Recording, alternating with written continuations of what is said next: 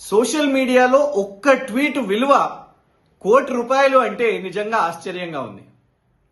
నిన్న రాత్రి మేము సోషల్ మీడియాలో కాంగ్రెస్ ప్రభుత్వం తెలంగాణలో గుట్టుచప్పుడు కాకుండా కీలకమైన కోట్ల విలువ గల ప్రభుత్వ భూమిని వాళ్ళ కుటుంబ సభ్యులకు గుట్టుచప్పుడు కాకుండా అప్పజెప్పడాన్ని మేము సోషల్ మీడియాలో పెట్టేసరికి ఏకంగా రాష్ట్ర ఉప ముఖ్యమంత్రి గారి అన్న మల్లు రవి గారు, ఎవరైతే కాంగ్రెస్ లోక్సభ సభ్యులు కూడానో, ఉలిక్కిపడి గాంధీ భవన్లో ఇవాళ ప్రెస్ మీట్ పెట్టి కేసు పెడతాను, ₹1,00,00,000 పరువు నష్టం దావా వేస్తాను అని ఏదైతే ఉలిక్కిపడ్డారో దాంతోనే స్పష్టంగా ఇవాళ అర్థమైపోయింది.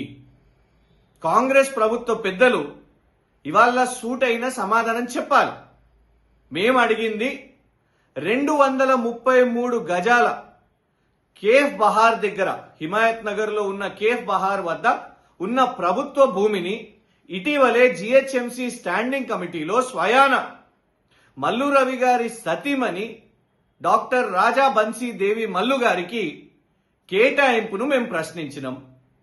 మరి ఏ విధంగా కేటాయించిర్రు? ఎందుకంటే అక్కడ ఆ భూమి యొక్క విలువ 8 కోట్ల రూపాయలు. మరి 8 కోట్ల రూపాయలను కాంగ్రెస్ పెద్దల కుటుంబ సభ్యులకు ఇవ్వడాన్ని మేము ఇవాళ బయట పెట్టినందుకే దాని మీద కనీసం ఎక్స్ప్లెనేషన్ సమాధానం ఇవ్వకుండా ఎదురుదాడి చేస్తూ మేము కేసు వేస్తాము, ₹1,00,00,000 పరువు నష్టం దావా వేస్తామంటే ఒక్క ట్వీట్కే కాంగ్రెస్ లోక్సభ సభ్యులు ఉప ముఖ్యమంత్రి గారి అన్న ఇంత ఉలిక్కి పడ్డారంటే నిజంగా రాష్ట్ర ప్రజలు వాళ్ళందరూ కూడా కాంగ్రెస్ ప్రభుత్వాన్ని డిమాండ్ చేయాల్సిన అవసరం ఉన్నది. ఏ విధంగా ఈ భూమిని కేటాయించిర్రు, దేనికోసం కేటాయించిర్రు, 8 కోట్ల భూమి విలువ మరి ఎంతకి ఇచ్చిండ్రు, ఇవన్నీ కూడా సమాధానం చెప్పాల్సిన బాధ్యత కాంగ్రెస్ ప్రభుత్వం పెద్దలది.